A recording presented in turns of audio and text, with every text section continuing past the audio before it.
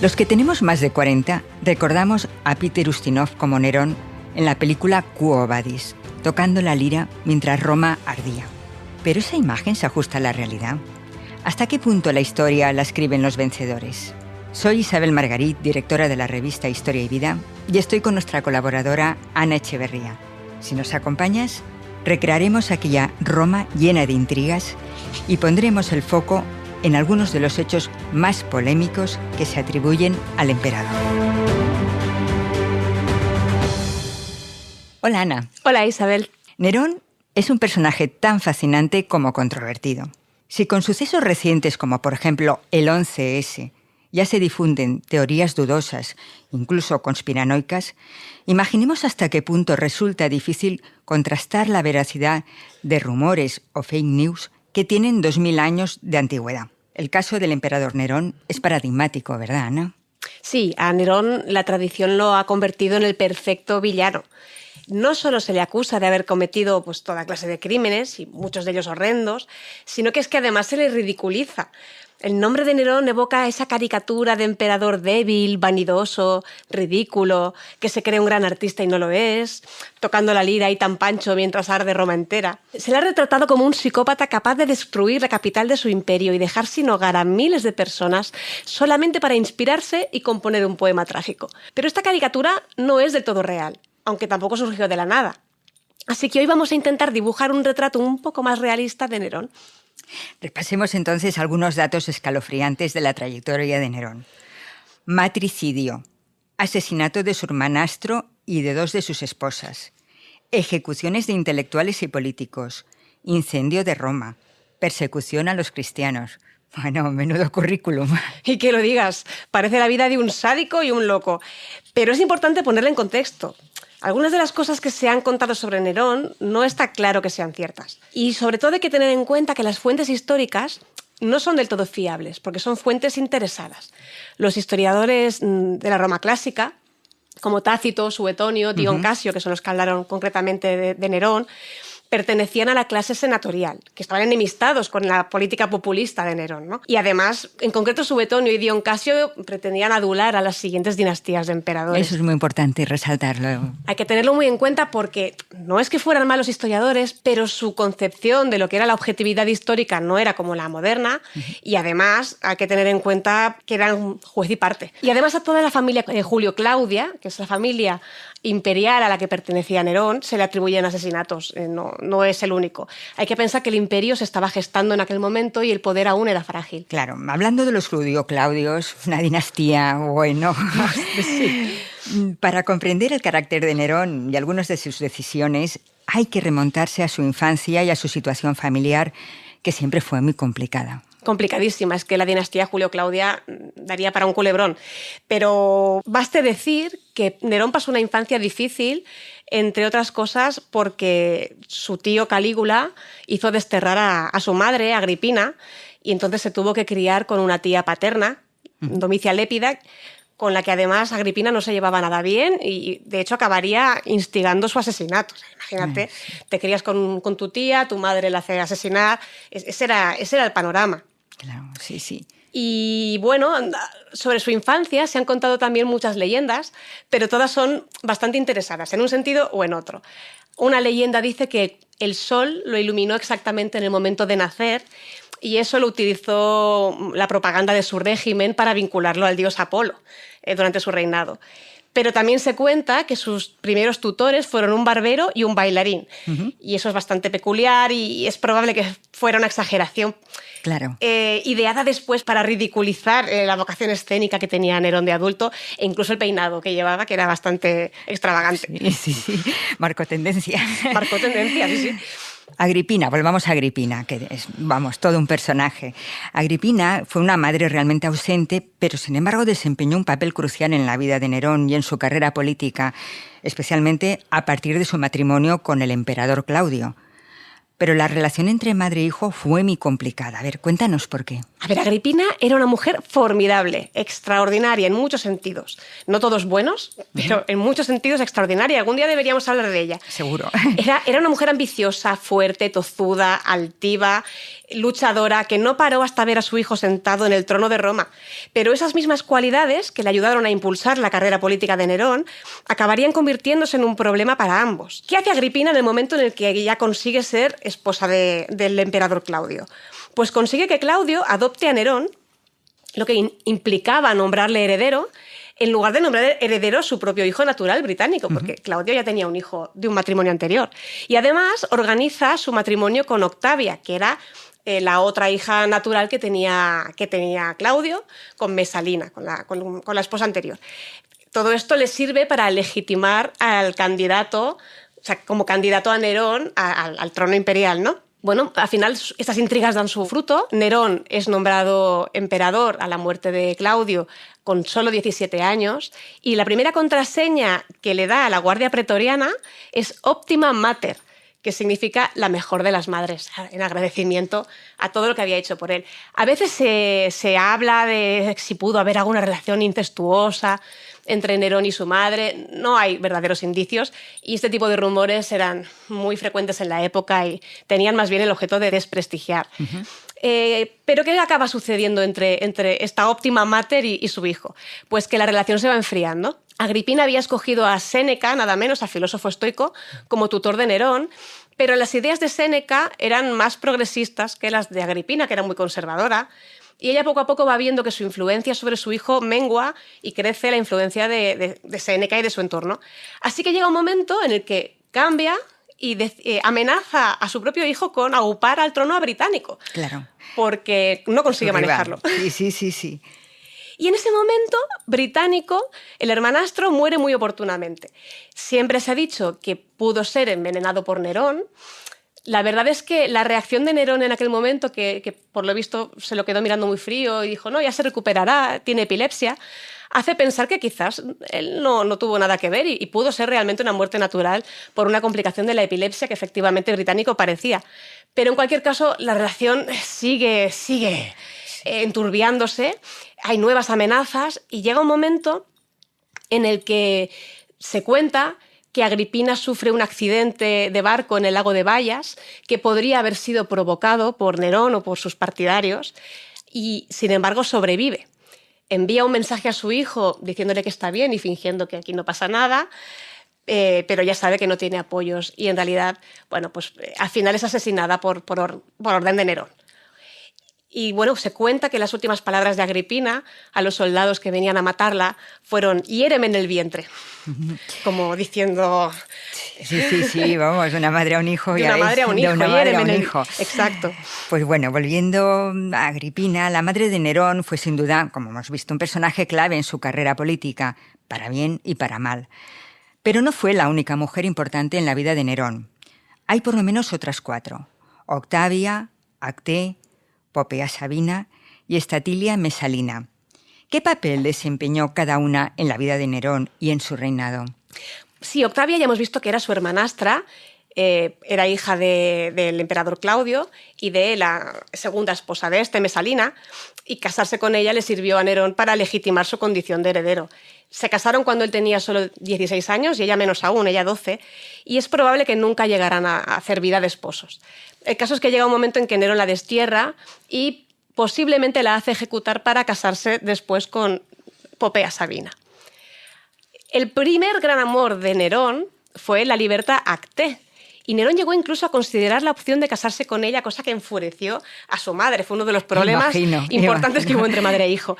Claro, hay que pensar que era un chico de 17 años. Entonces, bueno, esta liberta no llegó a casarse con Nerón, pero sí permaneció junto a él en la sombra toda su vida. Incluso cuando ya había caído en desgracia, lo acompañó hasta el final y fue la persona que organizó su entierro, nada menos. El gran amor de Nerón realmente fue Popea Sabina, con quien sí se casó y que fue madre de su única hija, de la única hija que tuvo, que falleció siendo un bebé. Era una mujer patricia, amante del lujo, del arte oriental, con ambiciones políticas y con muchos gustos en común con el propio Nerón, pero falleció en su segundo embarazo. Las malas lenguas siempre cuentan que fue víctima de violencia de género, que Nerón le dio una patada en el vientre, pero hay muchos historiadores que ponen en duda esta historia porque digamos que es un estereotipo que se repite mucho en los relatos de la antigüedad. Y además Nerón se mostró desolado tras su muerte y la hizo divinizar, como junto a su hija muerta. La última esposa de Nerón se llamaba Estatilia Mesalina. También era patricia y también era muy hedonista, pero esta no se mojó políticamente. Y en el momento en que Nerón empieza a perder partidarios, se esfuma discretamente, no estuvo con él cuando murió, y gracias a eso, pues los sucesores de Nerón la trataron bien y vivió la mar de tranquila. Bueno, realmente la historia de Nerón y su familia parece sacada de una tragedia griega. Y a Nerón le gustaban mucho las tragedias griegas, eso luego lo comentaremos. Sin embargo, reducirlo todo a un conflicto familiar, yo creo que sería simplificar la realidad. En todos estos enfrentamientos entre Nerón y su madre o entre Nerón y su esposa Octavia, hay un trasfondo político importante. Podría decirse que lo que estaba en juego eran dos ideologías políticas distintas. Así es. Madre e hijo representaban en realidad a bandos distintos. Agripina era conservadora y encarnaba los viejos valores republicanos. Además era hija de un general muy querido, germánico, y contaba con el apoyo del ejército y de buena parte del Senado. Hay que entender que para el Senado los buenos tiempos eran los de la República, porque era cuando mandaban ellos, los aristócratas. Así es, sí. Claro, y el poder de los césares residía más bien en el apoyo de los caballeros y de la plebe. Y también en la lealtad del ejército, por supuesto, pero los patricios, los nobles, seguían siendo muy poderosos. Así que todos los emperadores del siglo I tuvieron que hacer equilibrios para tener contento al Senado por un lado y al pueblo al mismo tiempo. Entonces, Séneca, que fue el tutor y maestro de Nerón y su consejero en los primeros años de reinado, era un reformista moderado. Su proyecto pasaba por aumentar el poder del César poquito a poco, instaurando la monarquía sin que se notara mucho. Bueno, pues eso que los historiadores actuales llamamos el neronismo, es decir, una ideología basada en un culto populista a Nerón. Exactamente. El plan de Séneca era instaurar una monarquía basada en el culto a la persona de Nerón, al estilo oriental, pero muy lentamente. Sin embargo, Nerón era un joven impaciente y enseguida propuso medidas que eran muy avanzadas a su tiempo, pero que resultaron sumamente impopulares para las clases altas. Por ejemplo, propuso una política fiscal redistributiva, cambiando algunos impuestos indirectos por impuestos directos, que afectaban sobre todo a los ricos. Podríamos ver aquí en Nerón a un reformista con tintes populistas, e incluso podríamos verle como un precursor muy lejano del mercado único europeo, ya que quiso abolir los impuestos de aduanas entre las provincias del imperio. Unos impuestos que encarecían muchísimo los productos de importación y en la práctica los asumían los consumidores. Pero el Senado se puso en pie de guerra. Por aquí no pasamos. Nerón tuvo que retirarse. Lo que sí logró fue implantar una reforma monetaria que consistía en devaluar la moneda, restándole peso en metales preciosos, pero igualando la composición de todas las monedas de todas las provincias del imperio. Y aunque esta medida también fue muy protestada, lo cierto es que los césares posteriores la mantuvieron porque favorecía el comercio. Pues volviendo a Séneca, un personaje, de una talla intelectual, espectacular, vamos. El filósofo estoico fue el artífice de las primeras políticas de Nerón y de todo un sistema de propaganda orientado a convertirlo en un monarca divinizado, al estilo oriental. Todo esto con el fin de convertir el sistema político romano en algo parecido, salvando las distancias, a lo que muchos siglos después sería el despotismo ilustrado. Es decir, una monarquía liderada por un rey filósofo, culto, que debía regirse por los principios estoicos de la moderación. Y sin embargo, Séneca terminó cayendo en desgracia. A Séneca, el historiador rumano Eugene Sisek lo llamaba el Maquiavelo estoico. ¡Ay, qué buena definición! Es buenísimo. Solo que a Séneca, el príncipe, le acabó saliendo rana. Nerón empezó su reinado escuchando sus consejos, pero pronto decidió volar solo. Y lo cierto es que la moderación estoica no era lo suyo. Cuando vio que ya no podía manejar al César, Séneca prefirió retirarse discretamente y fueron entrando en escena otros personajes en la corte. El círculo de Nerón se había ido llenando de intelectuales desde la muerte de Agripina. Filósofos y escritores, por supuesto, pero también arquitectos, escultores, músicos, actores, gladiadores, gentes de mal vivir para la época. Claro, a este grupo de amistades Se lo conoce como el aula neroniana y representaban todo lo que los viejos senadores patricios consideraban antirromano. Amor por el lujo y la frivolidad, decadencia, pasión por lo oriental y exótico. En fin, que los patricios de la vieja guardia los miraban horrorizados, con horror, porque eran muy transgresores. Por ejemplo, Nerón puso de moda el pelo largo, cuando lo auténticamente tradicional y romano era llevarlo bien corto, bien rasurado. Cultivó amistades y gustos muy plebeyos, como por ejemplo le encantaban las luchas de gladiadores o las carreras de carros. De hecho, él mismo llegó a conducir una cuadriga y a competir con el equipo verde, que era el suyo, ¿no? Y era un gran admirador del deporte y la cultura griega, hasta el punto de que fundó unos juegos al estilo griego, los Neronia, que tenían premios deportivos, pero también de poesía y de teatro. E invitó a participar a équites, que eran los caballeros, a patricios, a senadores, incluso a damas. Era insólito que se subiera personas de clase alta a un escenario. Y esto resultó un escándalo para los guardianes de los valores republicanos. Como muy bien decías, transgresor en todos los órdenes. En todos los aspectos. Incluso él mismo, en el año 67, emprende un viaje por Grecia. Y claro, ya que viene el emperador, los griegos adelantan todos los juegos y los hacen coincidir con las fechas del viaje para que el César pueda participar. Nerón se presenta a varios concursos de música y poesía y los gana todos, claro. Y él encantado. Hombre, pues otro aspecto de este personaje absolutamente poliédrico era el amor que Nerón sentía por la música. Es un hecho indiscutible. ¿Qué hay de cierto en esa anécdota terrible que asegura que prendió fuego a Roma solo para inspirarse y componer una canción sobre el incendio de Troya? Casi todos los historiadores actuales coinciden en que Nerón no pudo provocar el incendio, porque estaba veraneando en Ancio, aunque solo fuera por eso. Así que no hace falta explicaciones conspiranoicas para entender por qué pudo arder Roma. En Roma las calles eran muy estrechas. Los edificios mayoritariamente estaban hechos de madera. Por más que Octavio hubiera dicho eso de encontré una Roma de piedra y la dejé de mármol, bueno, sí, pero los bloques de pisos eran de madera. Nerón, de hecho, regresó rápidamente en cuanto supo el desastre y organizó la atención a los damnificados. Y después del incendio se tomaron medidas preventivas, como construir un nuevo acueducto, se impusieron normativas de construcción mixta en piedra y madera, se hicieron calles mucho más amplias y rectas, se organizaron turnos de guardias antiincendios, se prepararon cubos de emergencia por si esto volvía a pasar. Aún así, lo que sí que es cierto es que el incendio duró 10 días y es posible que a lo largo de estos 10 días realmente él fuera a contemplar las llamas y se dedicara a componer un poema. Esto no es imposible. A esto sí que se le da bastante crédito. Tradicionalmente se ha afirmado que Nerón utilizó a los cristianos como cortina de humo, nunca mejor dicho, y los culpó del incendio de Roma para callar los rumores que lo acusaban a él del incendio. ¿Qué dicen sobre el tema las investigaciones más recientes? Hay controversia. En realidad, las fuentes de la época hablan muy poco del tema de los cristianos, por más que hayamos visto tantos peplums basados en esta historia. El único que lo menciona realmente es Tácito, pero Tácito escribe en el año 115, unos 50 años después del incendio. La experta en historia clásica Mary Beard sigue sosteniendo que Nerón culpó a los cristianos, o al menos inició una persecución porque el pueblo rumoreaba contra ellos y dijo, pues alguien tiene que ser el culpable.